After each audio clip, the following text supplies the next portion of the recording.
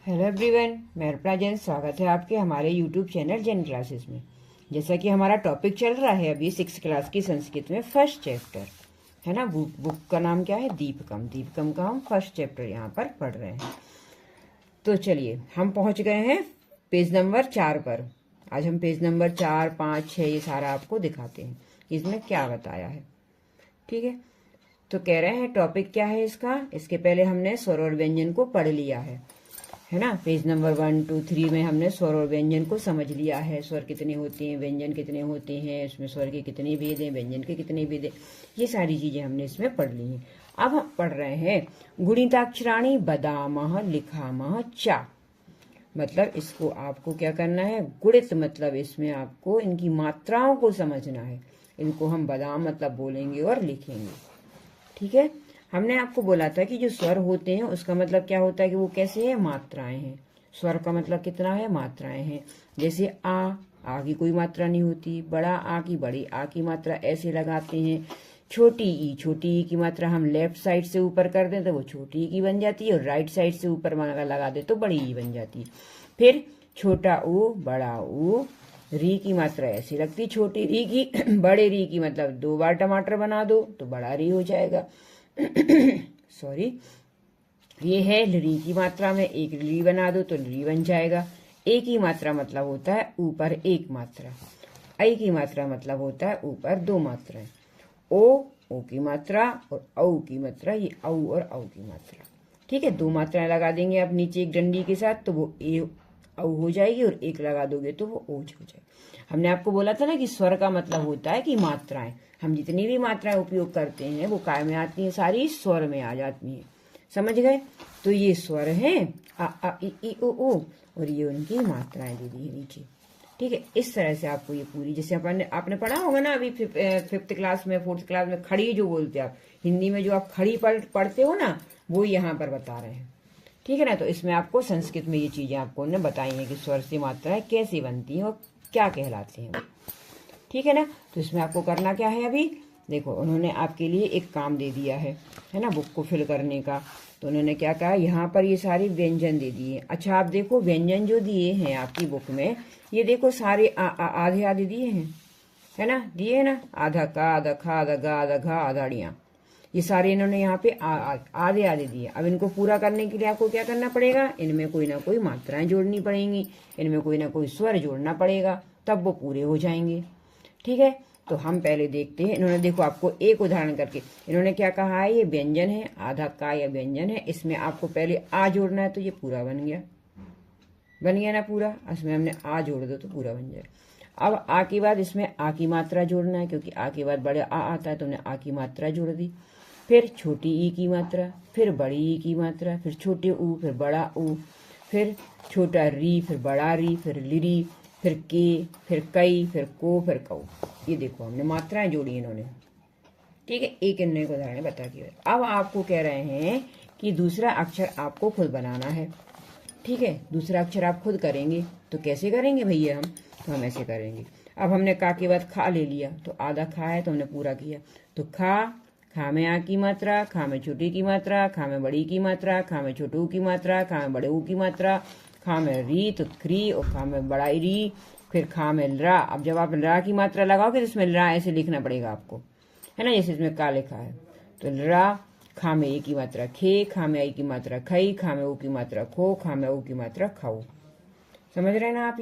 ये सारे इस प्रकार से आपको ये पूरी चीजें भरना है ना। बुक में जो आपको एक्सरसाइज करने के लिए दी है ये आपको इसमें। ठीक है, तो आपको ये करना है, बुक में आपको फिल करना है। जब आपकी मैम पढ़ाए ना जो, वो आपको बोलेंगे इनको फिल करके ले आओ, तो आपको ऐसे करना है। फिर गा में आ की मात्रा, गा में छोटी की मात्रा, गा में बड़ी की मात्रा, गा में बड़े ऊ की मात्रा, गा में छोटी की मात्रा गु, गा में घ्री, फिर गा में घ्रे, फिर गा में लरी, फिर गा में ए की मात्रा, गा में आई की मात्रा, गा में ओ की मात्रा, गा में औ की मात्रा। ठीक है, इस तरह से इन्होंने सारे व्यंजन आपको यहाँ पर दे दिए हैं बुक में फिल करने के लिए, ताकि आप उसमें मात्राएं लगाना सीख जाएं। देखो ये सारे फिल करने पड़ेंगे आपको। ठीक है ना, समझ में आ गया ना? हमें करना क्या है इसमें आपको स्वरों को जोड़ना है, क्योंकि व्यंजन तो आधा है, व्यंजन तो आधा दिया है, आधे व्यंजन में हम स्वर जोड़ेंगे और जौन सा हम स्वर जोड़ेंगे वो बन जाएगा। हम का में छोटी ई की मात्रा जोड़ेंगे तो वो का में छोटी ई की मात्रा की बन जाएगा, बड़ी की जोड़ेंगे तो का में बड़ी की मात्रा की बन जाएगा, ऊ की जोड़ोगे तो कू बन जाएगा। इस तरह से ये सारी चीजें आपको फिल करनी है बुक में, ठीक है। सारे देखो सारे व्यंजन दिए हैं इन्होंने, पूरे व्यंजन दिए यहाँ पर, समझ गए कैसे करना है? आ जाएगा ना ये करते। चलो फिर आगे दे रहे हैं, अब इन्होंने क्या दिया है यहाँ पर, अयोगवाह भी दे दी है, मतलब स्वर भी दे दिया है और विसर्ग भी दे दिया और अम भी दे दिया है, ठीक है। इसको भी देख लो जरा। तो क्या करेंगे हम, जब हम आ में लगाएंगे, जब हम इसमें अनुस्वार लगाएंगे तो क्या बनेगा वो ये कह रहे हैं। तो देखो जब हमने आ में विसर्ग लगाया तो वो बन गया अम, आम, इम, ईम, ऊम, नीम, फिर रीम। ये सारे बुक थोड़ी बड़ी है यहाँ पर, ठीक है ना। तो ये समझ में आया ना, ऐसे इनको बनाना है। कैसे बनाना है देखे तो पहले, फिर आपको समझ में आएगा। चलो हम इसको करते हैं। हम कह रहे हैं, अब वो कह रहे हैं वयम अयोगवाहान। हम क्या करेंगे, अयोगवान अभ्यासम करो। अब हम अयोगवाह का करते हैं। अयोगवाह में सबसे पहले हम किसका कर रहे हैं, का प्लस स्वर प्लस अम। स्वर मतलब यहाँ पे आ लगा है, स्वर का मतलब क्या है, यहाँ पे आ लगा है, तब तो वो बन रहा है। तो का में ऊपर लगाओगे तो कम बन जाएगा, इसमें लगाओगे तो आ की मात्रा ऊपर लगाओगे तो कम बन जाएगा, इसमें लगाओगे तो आ की मात्रा में लगाओगे तो काम हो जाएगा, यहाँ पे किम हो जाएगा, यहाँ पे कीम हो जाएगा। बिंदी लगाना ऊपर अयोगवाह का मतलब, ठीक है। फिर का में छोटे ऊ की मात्रा लगा दो, फिर का में बड़े ऊ की मात्रा लगा दो। ये देखो यहाँ पर इन्होंने सीधा सीधा यहाँ पे स्वर बताए, यहाँ पर हम आपको मात्राएं बता रहे हैं, ठीक है ना, कि हम कैसे लगाएंगे तो वो क्या बनेगा उसमें। फिर यहाँ पे कुम लगा दो, ओ में बड़ी की मात्रा हो जाएगी। फिर यहाँ पे का में ऐसे टमाटर की रेफ लगा दो, फिर इसमें टमाटर की रेफ को बड़ा कर दो, ठीक है। फिर इसमें क्या कर दो, का में आप क्या करोगे, यहाँ पे का में इसमें लिरी लगा दो ऐसी वाला। फिर का में ए की मात्रा लगा के बिंदी लगा दो, का में आई की मात्रा लगा के बिंदी लगा दो, का में ओ की मात्रा लगा के बिंदी लगा दो, का में औ की मात्रा लगा के बिंदी लगा दो ऊपर। ये देखो आपके बन गए शब्द, दिख रहा है ना, ये सारे आपके शब्द बन जाएंगे इस तरह, ठीक है। समझ गए हम इसमें क्या किया हमने, अयोगवाह मतलब अम की बिंदी को सारे स्वरों में जोड़ के लिख दिया। अब जब स्वरों में जोड़ोगे स्वर बनेंगे, व्यंजन में जोड़ोगे तो व्यंजन बन जाएंगे। अब इसी प्रकार से आपको क्या करना है, विसर्ग को भी जोड़ना है, ठीक है। तो हम क्या करेंगे, यहाँ पर खा, फिर स्वर, फिर विसर्ग। स्वर मतलब आ, तो ये पूरा खा हो गया। खा में हमने क्या लगा दिया, विसर्ग। अब खा में विसर्ग लगाए तो खा में आ की मात्रा में लगाओ, फिर खा में छुटी की मात्रा खी। जब विसर्ग को हम उच्चारण करते हैं तो बाद में हा निकलता है, जैसे कह, खह, खाह, खीह। फिर बड़ी की मात्रा तो खीह, खूह। फिर बड़े ऊ की मात्रा, बुक ये पलट नहीं रही इधर, खा बड़े ऊ की मात्रा खू लिखना है, इधर पे विसर्ग लगा दो खूह। फिर खीह, फिर ये भी खी हो जाएगा। फिर खा में ली, फिर खा में ए की मात्रा खेह, खा में आई की मात्रा खई, खा में ओ की मात्रा खो और खा में औ की मात्रा खाऊ। समझ गए, इस तरह से ये लिखे जाएंगे। फिर इसमें कह रहे हैं री की मात्रा क्या होता है, इस प्रकार से लिखते हैं इसको। अगर हमको किसी ऊपर मात्रा लगाएं तो हम इसमें ऊपर मात्रा लगा देंगे ऐसी, इसकी मात्रा भी लगती है सेम ऐसी, और इसकी मात्रा लगती है नीचे और ऐसी, ठीक है। ऐसे कह रहे हैं एतानी त्रीणी गुणाक्षराणि क्रमेण इत्यमेव अपि प्रकारांतरेण लिखन्ते। इनको इस प्रकार से लिखते हैं, तीनों गुणाक्षरों को इस प्रकार से लिखा जाता है, ठीक है। जैसे हम लिखें, अगर हम लिख देंगे गर्त, इसमें जो ता आया ना तो उसकी मात्रा कहाँ चली जाएगी, ऊपर। इसमें जो रा आया इसको हम रा बोलते हैं, तो गर्त ये वाला रा बोलते हैं इसको, ठीक है। तो ये इस प्रकार से इसमें चली जाएगी, ठीक है। इसको इस प्रकार से लिखते हैं, इनका कहने का मतलब यहाँ पर ये बता रहे हैं। फिर नेक्स्ट पेज में क्या दिया है आपको, ये संयुक्त व्यंजन आपको पढ़ने हैं। ये हम आपको नेक्स्ट वीडियो में बताते, आपको इसीलिए बताना पड़ रहा है छोटा छोटा करके कि आपको अगर हम इकट्ठा बता देंगे तो आपको नहीं समझ में आएगा। ठीक है, कि हमने आपको क्या बता दिया है। ठीक, चलिए अच्छा क्या करते हैं, इसको बता दें संयुक्त व्यंजन। चलो देख लेते हैं, फिर नेक्स्ट वीडियो में हम वर्ण वियोग आपको बताएंगे। संयुक्त व्यंजन दिया है, कुछ यहाँ पर व्यंजन क्या होते हैं, संयुक्त होते हैं। संयुक्त मतलब वो दो व्यंजनों से मिलके बनाते हैं, और स्वर तो जरूरी है। जैसे ये छा दिया है, ये एक से अधिक व्यंजन इसमें जुड़ा है। कह रहे हैं इसकी डेफिनेशन देख लो, एकाधिक मतलब एक से अधिक व्यंजन वर्णानाम मेलने संयुक्त व्यंजनानि भवन्ति। एक से अधिक व्यंजनों के वर्णों के मेल को संयुक्त व्यंजन होते हैं या कहते हैं।